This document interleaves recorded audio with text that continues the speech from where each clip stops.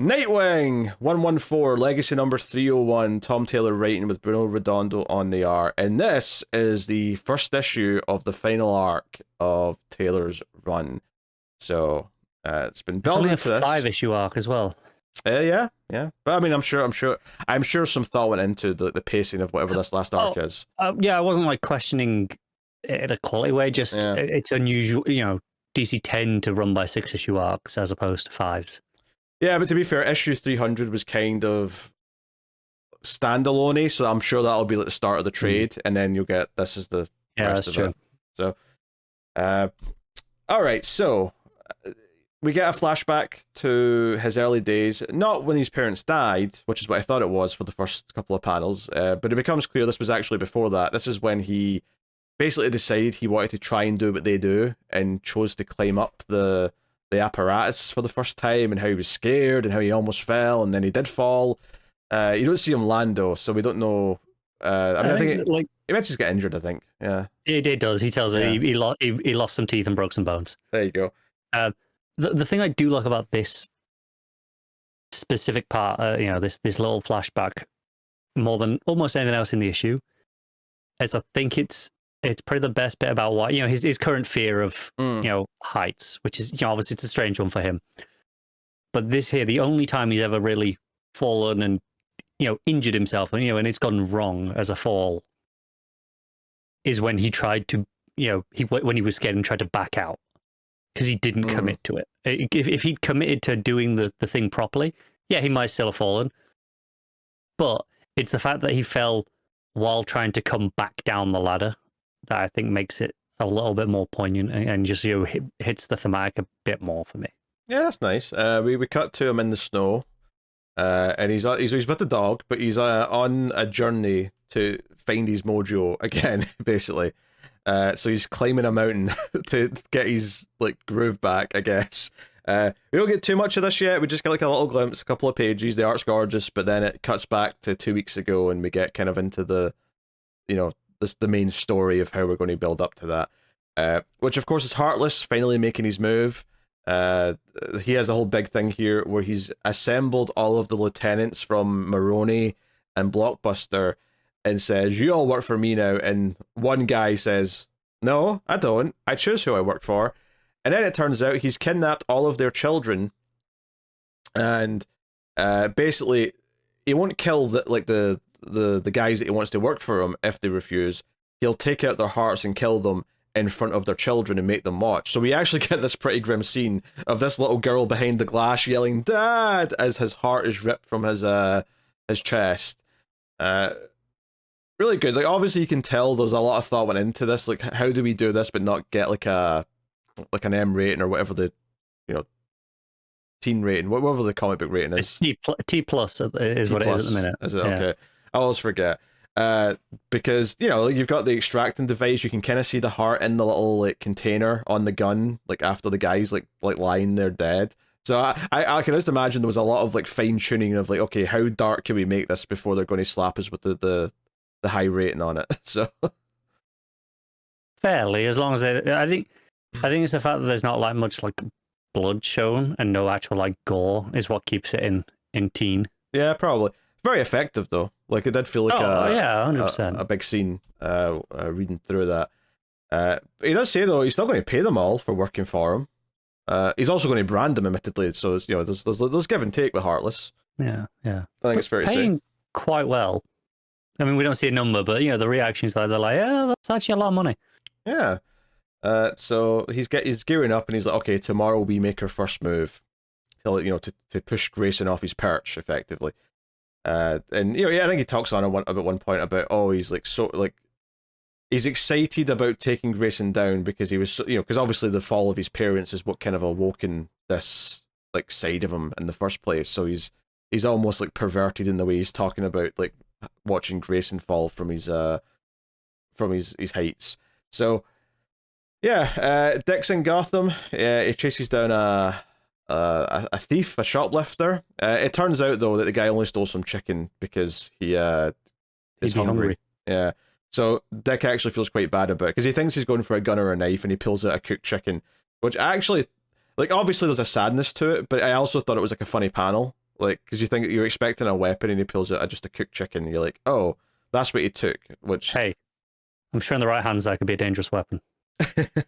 I mean, yeah, if John Wick gets a hold of it, maybe.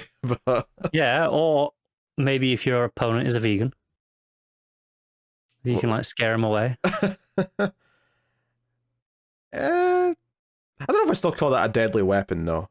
Effective weapon, maybe, but not deadly. Yeah, well, I mean, maybe if you scare him away backwards off a cliff. Okay, that's a very specific scenario you've painted this in now. It is, I admit. Yeah, it's not likely to come up very often. Yeah. So Dick does mention later, though, that he made a point of making up to this guy for punching him, because that's the thing, though, when someone just steals a bit of food, it's like, well, okay, that's like, there's a difference between stealing like a phone and stealing like something to eat, because stealing something to eat is a bit more, oh, you're just hungry and like times are rough. And especially since Dick's whole arc in this entire run has been helping homeless people and helping sort of get people back in their feet and showing empathy towards people. So it makes sense this would linger for him. But he's in Gotham because they're doing a big gala thing for the Pennyworth Foundation, and Barbara's there in a dress. She gets him in a tux, and they come in, and would you believe it? Heartless shows up, but you know, obviously not as Heartless. He shows up as his billionaire self, and tries to schmooze with Dick, and Dick tells Damien that he punched him out one time, and Damien's very pleased by that. He doesn't smile, admittedly, which is fair, because either this issue or another issue this week it was mentioned that Dick's not smiled since he was 4, which I think is, or Damien, sorry, he's not smiled since he was 4, which isn't obviously they're being hyperbolic, but it works for this moment where like he doesn't smile even though he says he's happy. It plays into the joke. Yeah, because he's a miserable little bastard in the best possible way. Yes. He doesn't like wearing a tux. He's like, it's restricted in places. I prefer freedom. He should follow the menswear guy on Twitter who'd give him some advice on how to make his tux feel looser. Yeah, Bruce goes up to the podium, makes a whole speech, and introduces Dick. And every so often, Taylor just slips something in that hits me in the feels. I never thought of it being phrased this way, but Bruce just casually mentions that if Martha and Thomas Wayne were alive, they'd be proud of their grandson. And I'm like, oh, Jesus, Taylor, what are you doing to me? Like, you can't just hit me with phrases like that. Jesus. Obviously, yes, someone will point out the logic here that if they were still alive, Dick would never have become Batman, and the entire path to Dick would never have happened. But that's not the point.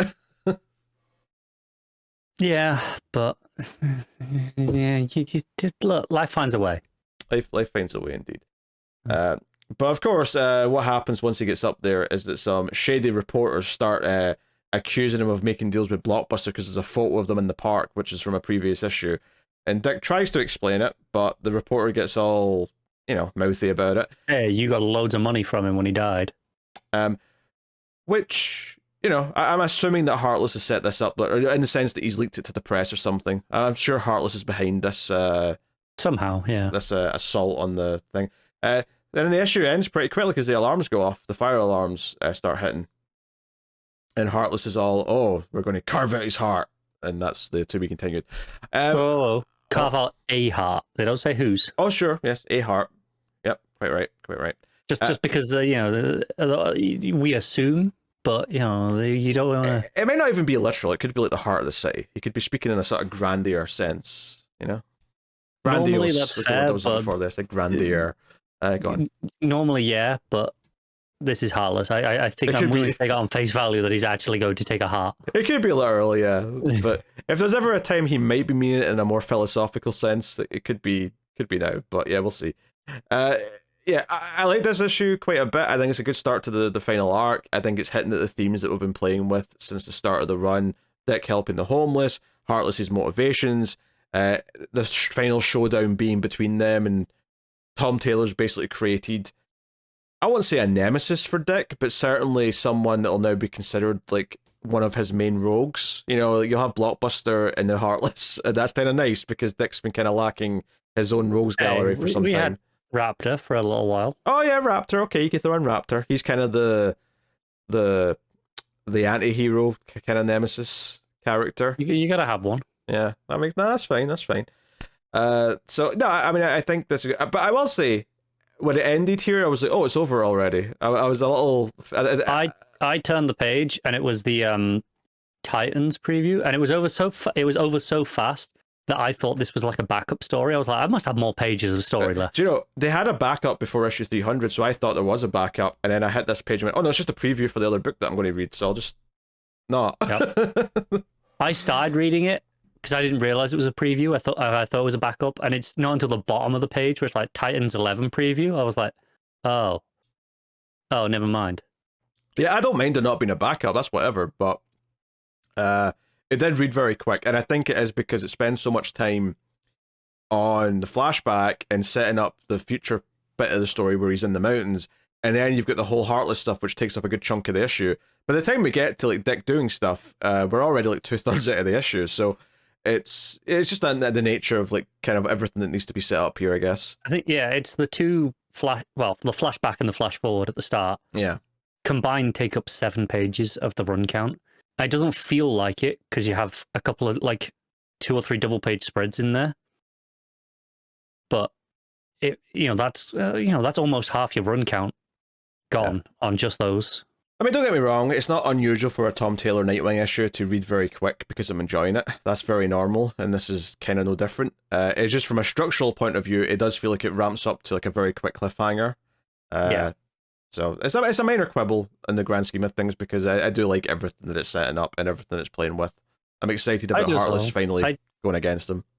I do think this issue is fine. Like, it's good. I don't think it's anywhere near as good as the run has been, and part of that is maybe the pacing of this issue.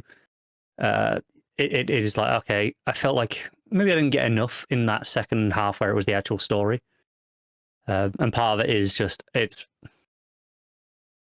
a very atypical first issue of an arc for a Tom Taylor book. I think usually he starts with something quite big, whereas this is, it's a pretty slow start to this arc comparatively. And I know obviously it ends with stuff happening, but it's not a huge bombastic issue or anything like that. It's solid. It just didn't blow me away, this one. I suspect that the more the run goes into the arc and you see more issues, I don't think it's going to be much of an issue. But I think it'll be one of those where, as part of the trade, as part of the overall story, that you wouldn't even think twice about this. But just as a single issue on its own, it didn't really grab me to the extent that most of his other issues have. Yeah, that's fair. Obviously, Redondo's art here is top notch. You get a nice variety of things as well, because the stuff in the mountains looks great and it's very different because it's all covered in snow. It's a very different palette to a lot of the rest of the book. The stuff so these cool blues and whites, and then it swaps straight to all those purples in the boardroom. Yeah, and then you get all the sort of darker alleyways of Gotham. Not that they're that dark from a coloring perspective, but just compared to like the other stuff. And then the Gala is obviously a very different color scheme as well. Yeah.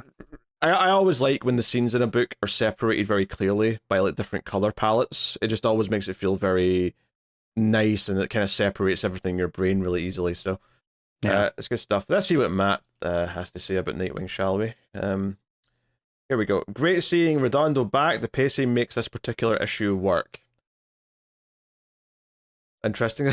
Complete opposite, yeah. The one thing we said was kind of not that. For as phenomenal as the mountain panels looked, the grunge of Gotham really provided a counter to it. Redondo draws Babs like few others. He really details the freckles. Oh, you're such a caricature yourself, Matt, going on about the freckles on the redhead.